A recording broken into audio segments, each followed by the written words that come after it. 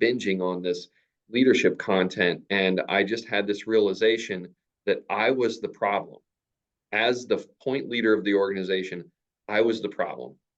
But then I also became very empowered because I realized that I was the solution. I Yep. had agency to make a Man, change that's in good. my life. I had the ability to make a change in our business.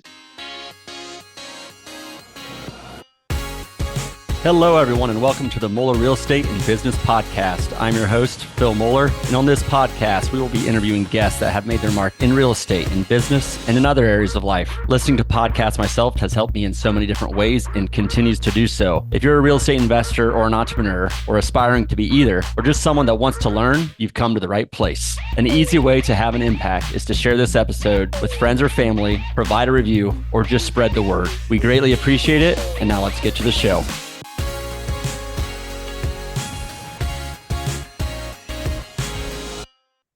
All right. Hello, everyone, and welcome to this week's episode of the Moeller Real Estate and Business Podcast. I'm really excited for our guest this week, my good friend, Luke Henry.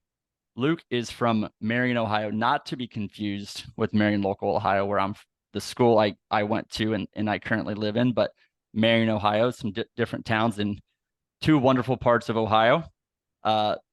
Luke's primary business path has been the landscaping business. His current business is called ProScape. I understand it used to be called Luke's Lawn, a side hustle that he started when he was just 16 years old, which is a fantastic story. Luke also started investing in real estate. He has done that for over 20 years. He started in 2002, so I'm sure we will hear more about that. And Luke's focus now, he's been able to really set up things in his landscaping business where it doesn't require as much of his time through his leadership. So his focus on downtown redevelopment and buying old buildings and fixing them up in Marion, Ohio. And he just does a lot of good work there. He's an ambassador for leadership, for entrepreneurship, and a good friend of mine. Luke, welcome to the show. How are you doing today? Good, Phil. Thank you for the gracious introduction. Looking forward to our conversation. Awesome. So Luke, first, tell me about 16 years old, starting a landscaping business. What made you do that? Well, so I guess, I guess I misled you a little bit. I actually started before that. I mean, I was in junior high, so I was probably really like 13 Holy cow. when I first started. But it was honestly just like low barrier to entry, I guess. It was available and there was a need, and I had some family members that needed some work done. And so I got out there and worked and made a few bucks, and I was like, okay, I can do this. And then it started to happen every week. Then I had an opportunity to do a little more work and get some actual accounts where I was servicing them weekly. And it really just grew like very organically, very slowly at first from there. Awesome. And with any business, first of all, so 25-ish years in running, it sounds like, I don't want to put an age to you, Luke, but somewhere around that timeline. During that process of growing, scaling, business challenges, things to overcome, what were some big shifts in that business, whether that's decisions you made, opportunities you had, strategic, whatever it might be? Yeah, I think there was a lot of different inflection points as you look at that, like zigzag. I guess ultimately we're really fortunate if we looked at it as a line graph back for the last 25 years, it has been up and to the right Good. significantly, but there's also been a lot of, just like you watch the stock market ones, there's like some big drops and some ups and then some downs and then some ups. But I think that, those inflection points were probably really like at different levels where I began to understand how to lead people, how to structure the business with processes that didn't all rely on me, and just to be able to delegate and let other people grow into their roles. And so I wasn't the lid to the organization. If we looked at very specific examples through the years, I think they would all point to those types of decisions. I really like those two themes: processes, systems and processes, one, and leadership, two. And quite frankly, if you're good at those two things in business, independent of the product, you're going to have a really good business. So first, let's talk about systems and processes. What what model did you use? What triggered that thought, or any helpful information you can provide to the audience that kind of convinced you that that was important? And then how did you execute? How did you execute upon that? Yeah. Well, I never got a formal business education at all. I never took an accounting class. I never took any kind of business classes. I have a doctor of pharmacy degree that I don't use anymore. So I had really nothing to do with business. And so I had to learn everything the hard way. But I think a really good decision I made back in 2010, I felt like I was hitting a ceiling a little bit. We were doing about, I mean, just over $500,000 in revenue. I mean, we were not a very big company, but even then I recognized that I was just, working in the business. It was a rat race. So much relied on me, and I was just frustrated. And I saw an ad for an industry business coaching program, and I reached out to them. I liked what they had to offer. They were very systems oriented processes, uh, helping with financial planning, helping with operations planning, true proactive sales, and all of these things that I just did not have in my business and that I had never been formally educated in. I just knew how to get out there and hustle and work hard. And that was a big time inflection point for me when I started to learn those and just got some basic coaching on different processes. And then from there, that's just how my brain started to work. And I looked at, everything in our business. How can we systematize it? How can we make it process oriented? How can we uh, delegate authority? How can we put people in control or in leadership over these different situations? And that's how we've been able to scale our business. And Luke, when you made that decision, you mentioned kind of the revenue. I mean, was that a significant investment in the business at that time? Was that an easy decision? Like, yep, I have to do that, or was that like, man, you thought about this for a while and it was hard to pull the trigger? Yeah, honestly, I remember that decision uh, really well because it was a significant investment at the time. I mean, I still remember it was $42,000 a Wow. year. And so, when you're doing just over $500,000 of revenue, I mean, it's almost 10% of our total revenue. Right. We were not probably taking a lot more than that to the bottom line at the Yep. time.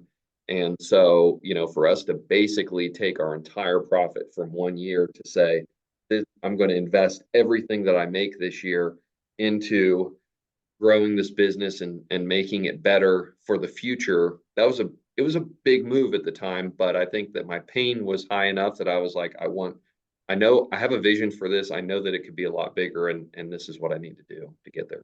That is an amazing leap. I mean, I think a lot of time, first of all, just recognize there's any value in hiring a third party, kind of someone that can oversee the business at a high level, because perhaps at the time you were in the weeds of the business, you were in the business, not working on the business. So just the recognition of that in the first place, but then that investment is quite the accomplishment. And honestly, it's just interesting, I'm sure, to look back and say, man, like that $42,000 investment, we'll talk about real estate and stuff later, but what do you think the return on that investment has been for you?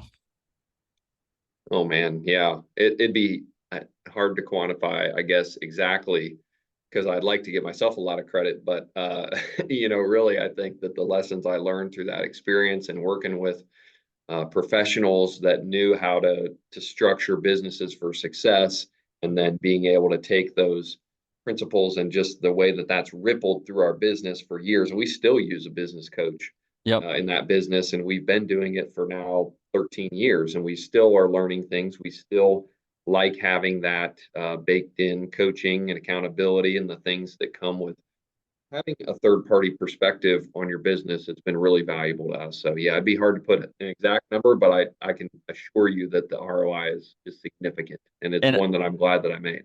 it's really interesting because a lot of us, myself included, sometimes have a limiting mindset or a mindset of we're just looking at the cost and the expense. And especially if your profits weren't that high yet at that time, you're looking at that and saying that could have been over half or more, I don't know, of the just the profits you were making from the business. So a lot of us are looking at things in a limited mindset when we're looking at if we can shift and look at it as an investment and growth mindset, even though we don't necessarily know exactly what the outcome will be, the potential for the outcome is typically really, really high. And the risk is still a one-time expense, even though it was a big number at the time. Just framing our mindset around how to make these types of decisions, I think, is important. Yeah, that's right. I think that, and as we continue to grow, and I think that you relate to this too, there becomes just a ton of different decisions that we have to make daily, weekly, yearly, and all of them we're evaluating from that standpoint of trying to discern, is this a wise investment of my time, of my energy, of my resources? Is it going to bring a return on that investment? And there's a lot of different decision choice points that we have with that. And I think that the really good business leaders are the ones that can truly discern, yeah, this might be okay, or this might bring a little bit of a return, but we only have so much time, energy, and resources. And so we Yep. have to invest those wisely, and just really looking at each decision from that standpoint can help being a clarifying lens, I think, to help us make the best decisions. I think the other thing I suspect that decision did was not just a return on your money, but a return on your time. I mean, I've heard Right. the concept that leaders of a business should really focus on three things: the vision of the company, the team and talent, and the third thing is deal flow or sales. Did that decision free up your time to do those things, which then catapulted your business? Is that how you would say it, or was it something different?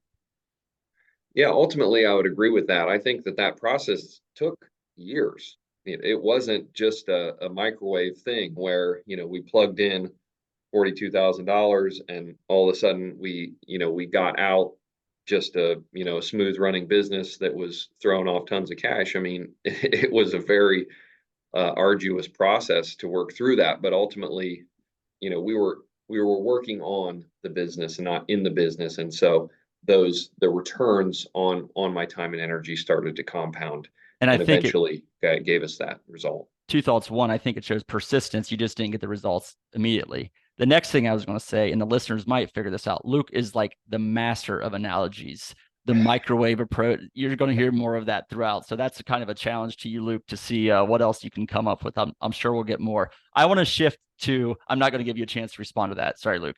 I want to shift to um, leadership. So you had told me a story about how you thought about your business, and I don't know if it was this decision or a future decision. I'm going to mix up the details, so I'm going to hear it from you. What was that shift like, or how would you compare your leadership from when you started to now, and what was the inflection point there? Yeah. Well, leadership is like near and dear to my heart. I've become a student of it, and it's really changed my life and changed my business, taking that approach of just trying to learn how to be a better leader and working on it every day, and trying to also lead others that are becoming better leaders. So the inflection point there was about 5 years ago, 5.5 years ago. And I'll tell you, the story started out kind of rough. This story starts out kind of rough because at that time in 2018, we had acquired another business and brought on uh, that team, and were assimilating them into our culture.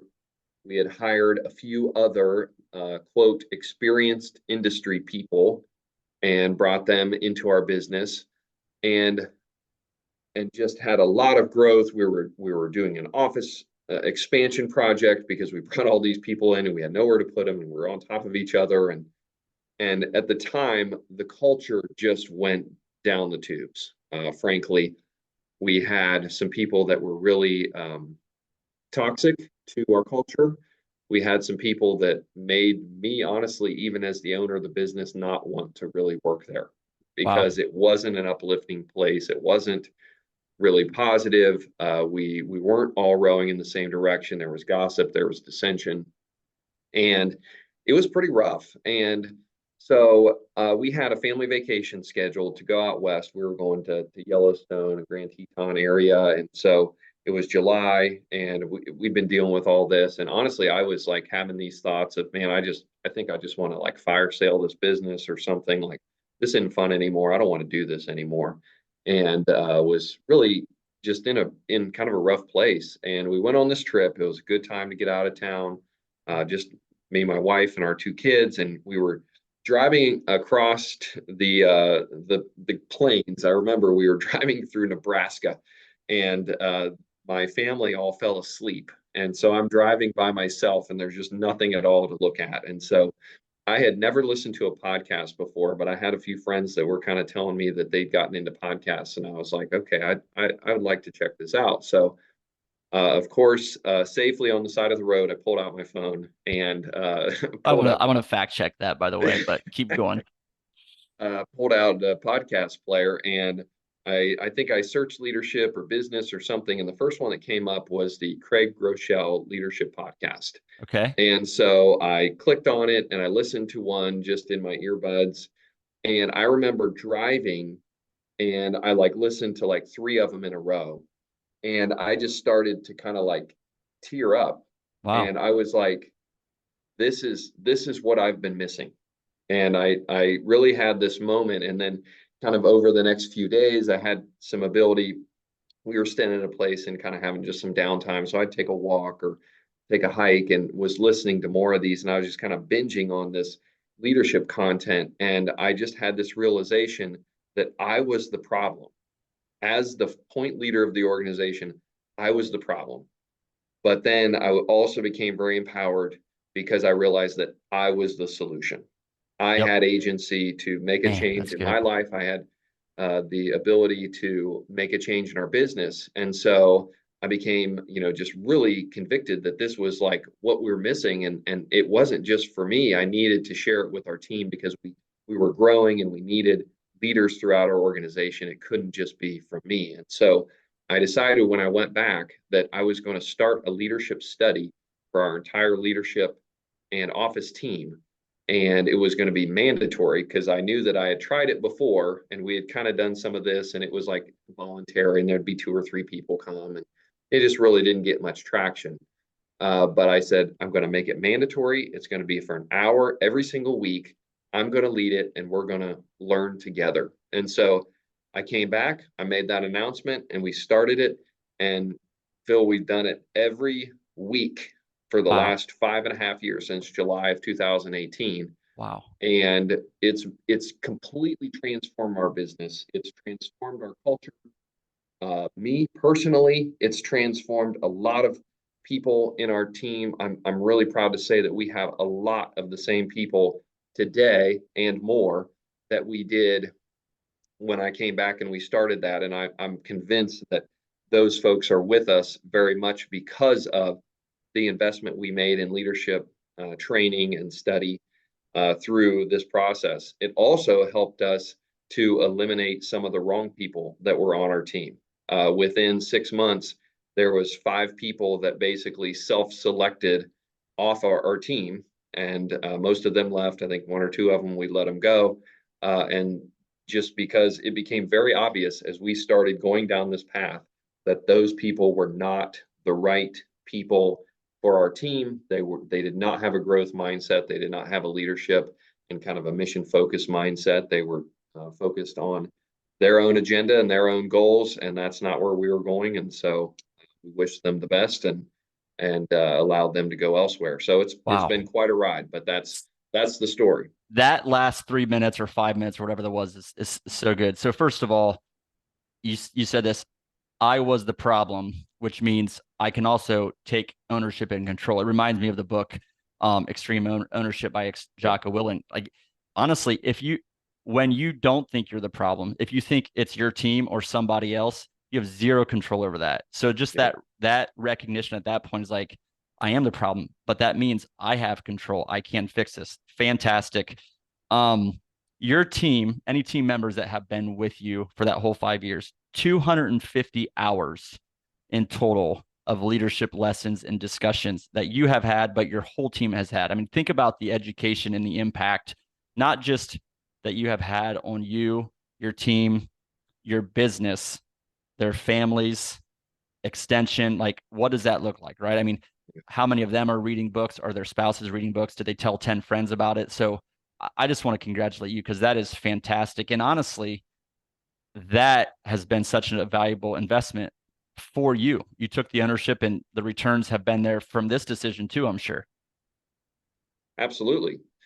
I've I've said more recently that we are a leadership training organization that happens to do landscaping. That's kind of the change in mindset that we've had. And you're right. I mean, most of all, if nobody else got anything out of it, it's changed me as a person and a leader. And I'm still learning. I put old Luke on the bus and send him off, and sometimes he shows back up again, and I got to relearn it, and I've got to put the tools and the lessons back to work.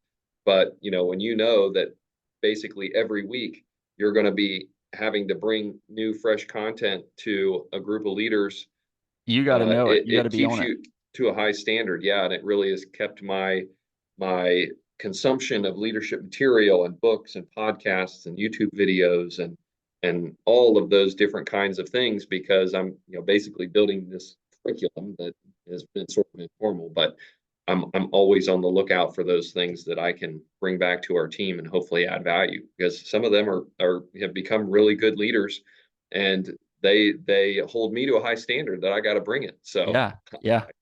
I do. It's built in accountability. Well, you also referenced the law of the lid, which I think is great, that you're basically trying to remove yourself as the lid that's holding the company down and preventing it from growing. So I think that's great.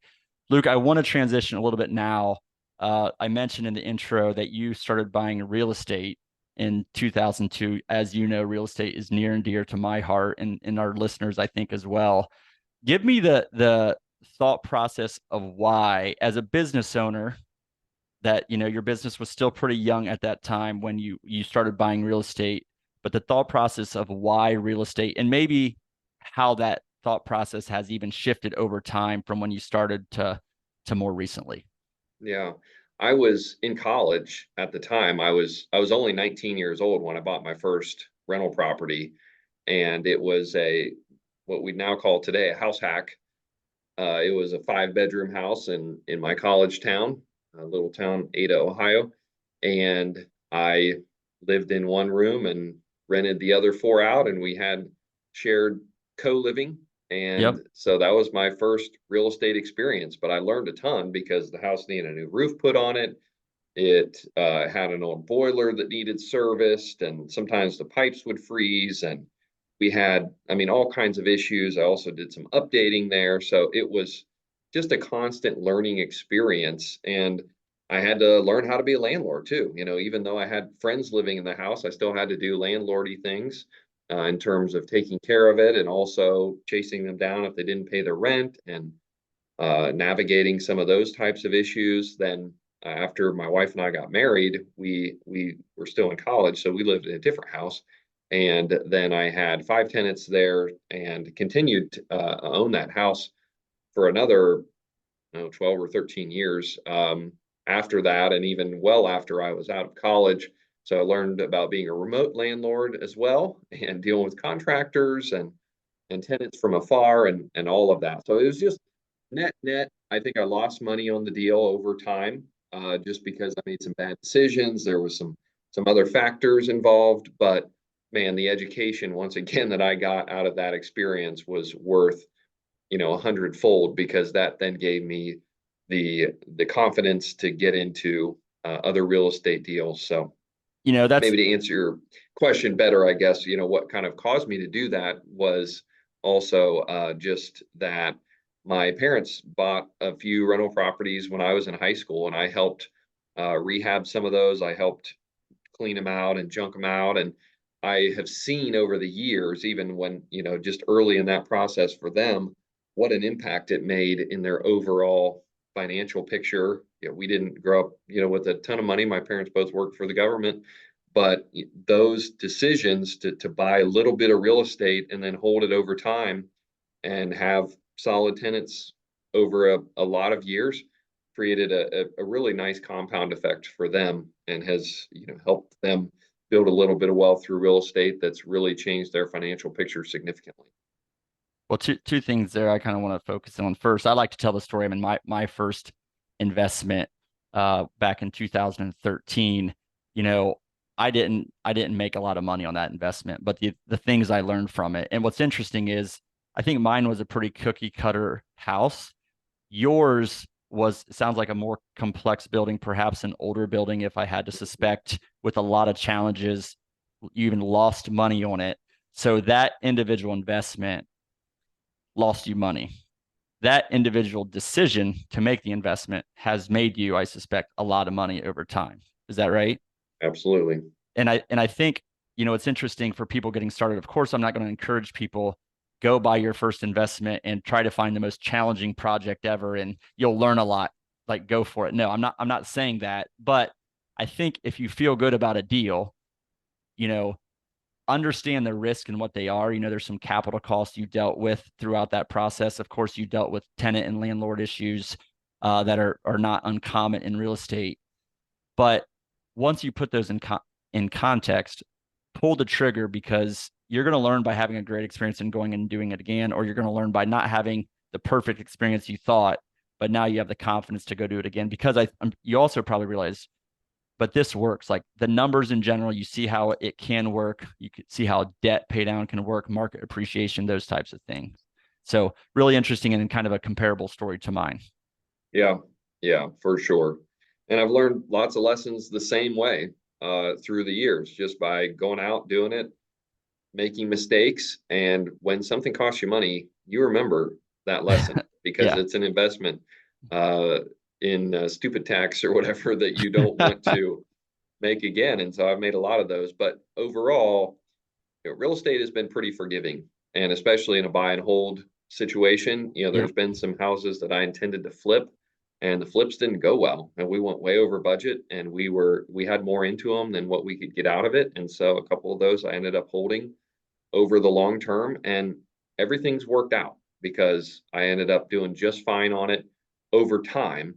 And so in that way, your real estate can be very forgiving. And so that I sometimes tell people that story as well, just because sometimes I think especially new investors feel so much pressure to like get the perfect deal, Yep. do the rehab perfectly, get the perfect tenant. It's like you're not going to do it perfectly. If it's your Right. first, second, or third time, you're not going to do it perfectly. Honestly, if it's your 30th time, you're not going to do it perfectly sometimes. And So if you structure the deal and the debt to give yourself time, time is on your side. You have time to yeah, solve problems, and generally, real estate will go up and to the right long term. It might not this year. It might not even the next 2 years, but long term, it'll probably go up and to the right and be forgiving. And you have other benefits as well.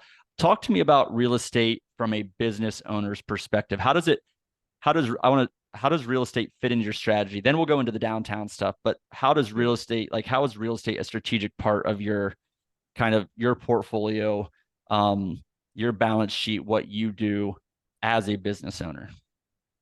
well, I wish I could tell you that I was smart and sophisticated enough when I first started buying rentals that I understood all of the benefits of it and had a real strategy from a tax perspective and stuff like that to offset business income and things like that. But I didn't.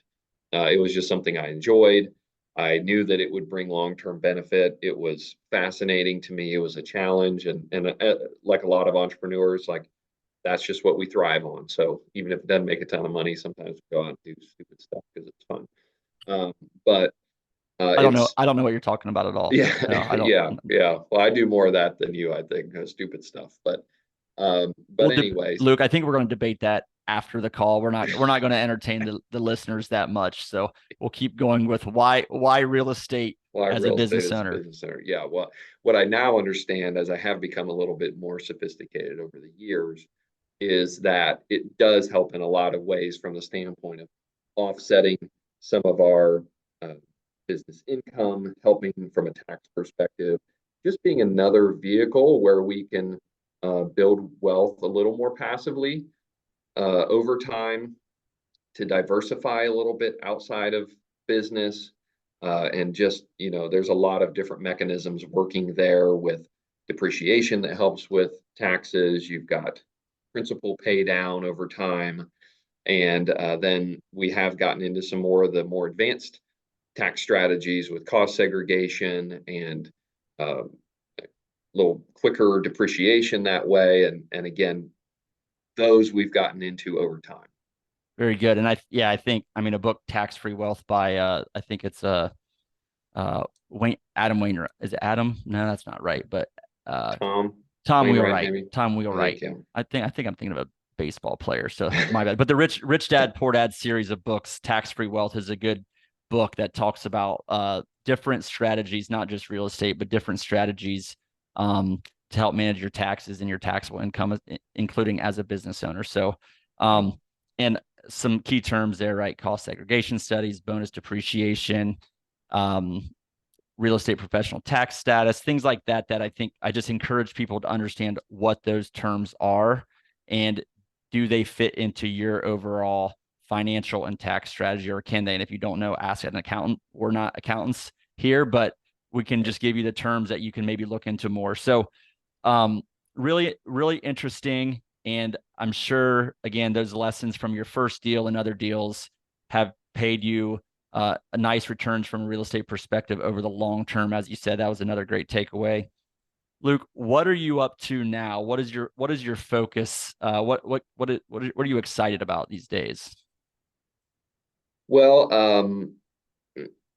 the last 5 years or so, I have taken on a project that's really real estate investing, but it's kind of so much more I've learned. I really refer to it as sort of impact investing or investing for purpose and profit, and that is to revitalize our downtown of my hometown of Marion, Ohio. And so we started in 2018, have done quite a few different projects that have involved taking unutilized or underutilized real estate assets, turning them into commercial and residential spaces. And it's been a lot of fun, really creative work. It's working within a lot of constraints with historic buildings and trying to figure out how to bring historic buildings up to modern day code, and working with public officials and all the PR and politicking and marketing that it's taken to do this project. But it's been really fun. So, I mean, obviously you and I have had some conversations about this. Yep. So any way that you want to go with kind of discussion or what you think would be helpful to listeners, I'm happy to chat about. Well, I want to talk about your first purchase, which wasn't really a purchase, if you're willing to say that, but you talked about your first real estate investment. So over the course, from I think 2002 to 2018, you had about 15 or 16 years of real estate investing experience. So what was the first purchase into this downtown redevelopment and impact investing strategy? Well, that was a pretty bold move. We basically just looked around our downtown and said, this is not the kind of place that we want in order to be proud of our hometown and the place where we're raising our children. We've seen a lot of other downtowns being revitalized. There's really a movement, even nationwide, back to kind of new urbanism and people wanting more of the walkable spaces and the historic architecture and all the things that downtowns have. And we said, why not Marion, Ohio? And so basically we looked at the worst block of downtown, which was a block of South Main Street that was 70% vacant. And so we went around and, a couple of them were on the market. A few we'd heard that maybe people were interested in selling. A few others were just sitting there pretty much rotting. And so we went around and quietly bought 8 buildings on one block, and came up with a vision that we called Main Street Reimagined. And our vision was that this block would be the center of dining, retail, and entertainment for downtown Marion. And we wanted to bring it to fruition. So we bought these buildings, announced it, and then got to work. Well, couple thoughts there. First of all, I tell people like, hey, who are you networking with whom do you associate? And for me personally, we bought a single building in downtown Salina, and one. And this is an example. Luke and I talked to each other a fair amount. He bought 8 5 years ago in one fell swoop, and he's how many buildings now, Luke? We've got about 17 or 18 now that are in various stages of development. So I'm 5% of the commercial downtown have of ownership. So again, I like to stay connected with Luke. He can take care of me someday. So I appreciate that. But honestly, it joking aside, I do think it's important. So um, I've been there personally, by the way. If people are in the area, Marion, Ohio, the downtown, I didn't see it before, but just seeing it now and all the activity and just there's a buzz, some really neat stores, a lot of tenants, Airbnbs, other stuff that you brought to. I just think it's cool. And honestly, the whole theme or thought process of whether it's investing for purpose or impact investing, my favorite parts of those impact and purpose.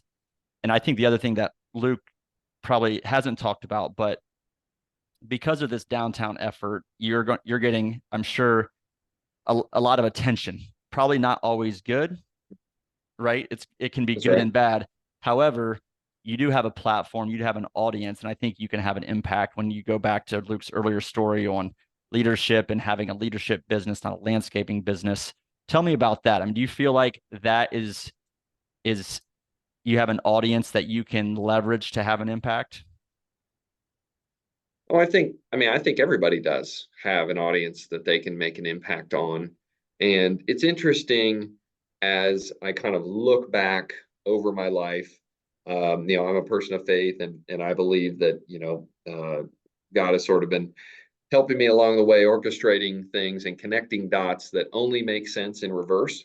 And they only make sense in the rearview mirror. We can't see them out the windshield. But as I look back, I think back about some of these experiences we've talked about, and a lot of others where I've learned to build mental toughness. I've learned about how to delegate and work through people. I've learned about leadership. I've learned about networking.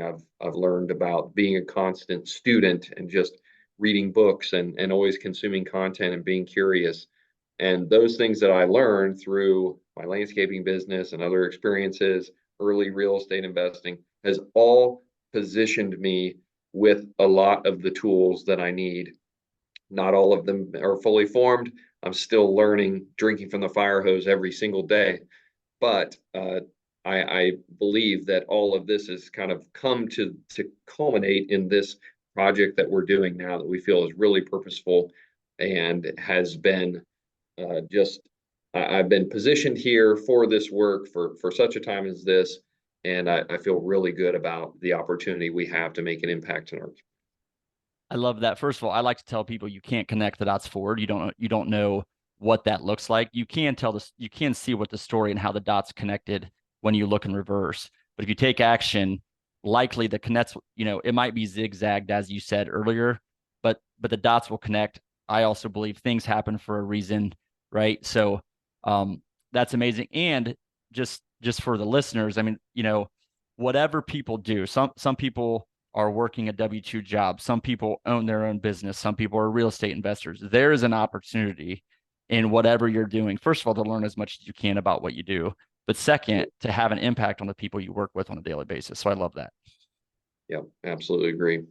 Good stuff. Well, I want to shift gears again. So we heard about Luke's, um, you know, landscaping store, just background and story and how he built that up, why real estate, and really his impact investing or investing for a purpose.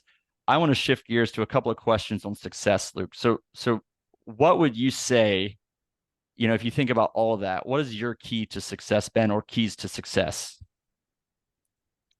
Well, I think that there's several, but as we're talking, uh, I think that both of us would be remiss, and especially as we're talking about keys to success, is finding the right spouse and finding one that's going to support you. And obviously, both of us hit the lottery with that in terms of having wives that are with us in our work, are with us with some of our crazy ideas. They're with us personally Constant and crazy ideas. I have to go on constant. record to say I 100% agree with all this too. I don't know if Marshall will listen to this or not, but I do I agree doubt with she you will, but 100%. yeah, if she does, maybe we'll get some brownie points. But it's really true. I mean, man, Yep. It's made such a difference in my life. And again, I know you and your wife Marcia well enough that I know it's made a big difference for you too. But from a kind of more business standpoint, tactically, I think that one thing that I tell people, especially, we're having a lot of conversation about real estate investing, especially early investors, people that are maybe looking to jump in off the sidelines and get into the game. And that is like, just do stuff. Number one is, I think that I've gotten a long way by just doing stuff.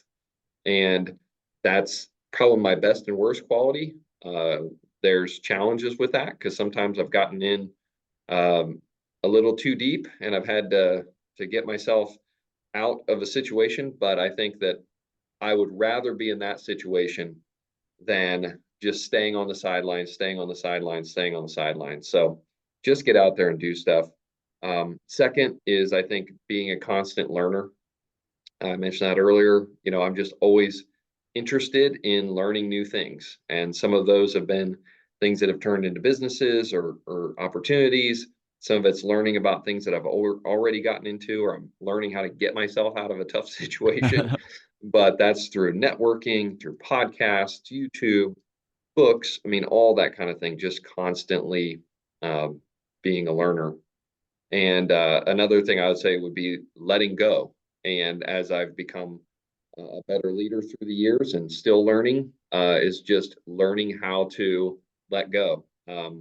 If someone can do something as 60 or 70% as well as you with some momentum, give it to them.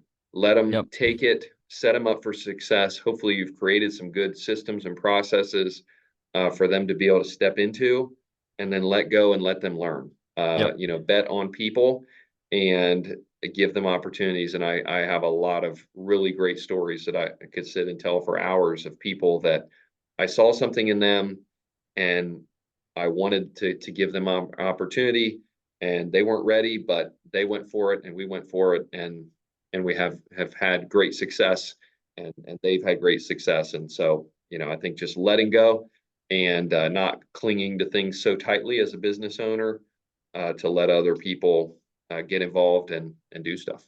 I'm trying to figure out, like, if I thought about the factors of success or keys to success, and I have these as part of kind of my questions in the 5 I had, and I'm saying these because you said these are what you said.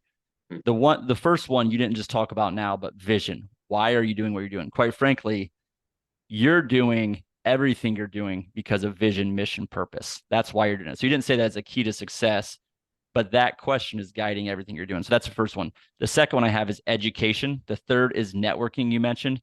The fourth one, taking action, taking a risk, just do stuff. And the fifth one is, lead, serve, give. You said bet on people, and you talked about leadership a lot. So I absolutely love that. We're very aligned. That's probably why we get along so well. So good stuff, Luke. How you talked about your leadership study. How else do you educate yourself? Is it podcasts, books? Like, what does that look like? And maybe what's been a really impactful source of education you've leaned into lately, whether that's a book or a podcast or something? Yeah. Yeah, those are the big ones. I mean, pretty every day I'm listening to something. I'm a big audiobook guy. I listen to a lot of books. I do like to sit down and read a physical book. It depends on what kind it is. I absorb more when I read, but I can cover more when I listen because I can Yep. do it while I'm running Yep. or working out or whatever. And so I really enjoy that. And so it's just constantly something that I've made part of my daily routine. So I mentioned that the real inflection point of my leadership was when I started listening to the Craig Rochelle Leadership Podcast. I highly recommend that to anyone. How do you spell that, It if I can ask? Craig. Rochelle is Groeschel.